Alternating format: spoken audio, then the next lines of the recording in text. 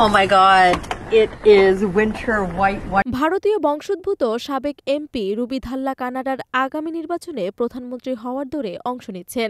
তিনি লিবারেল পার্টির নেতৃত্বের প্রতিদ্বন্দ্বিতায় নাম লিখিয়ে দেশটির প্রথম নারী প্রধানমন্ত্রী হওয়ার প্রতিশ্রুতি দিয়েছেন।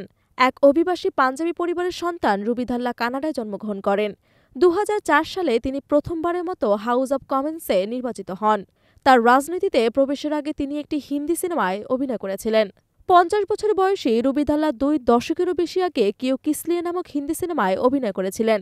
এটি বলিউড ধাঁচের একটি সিনেমা, যা হ্যামিল্টনের সিরিয়াল কিলার সুখবিন্দর ধিলনের প্রকৃত হত্যাকাণ্ডের বিচার নিয়ে নির্মিত। ২০০৩ সালে মুক্তিপ্রাপ্ত সিনেমাটিতে তিনি একজন পুলিশ অফিসারের চরিত্রে ছিলেন। পরের বছর তিনি ব্রাম্পটন এবং স্প্রিংডেল থেকে পার্লামেন্ট সদস্য নির্বাচিত হন এবং ২০১১ সাল পর্যন্ত দায়িত্ব পালন করেন। রুবি ধাল্লা ভারতীয় বংশোদ্ভূত প্রথম নারীদের মধ্যে একজন যিনি কানাডার পার্লামেন্টে নির্বাচিত হন।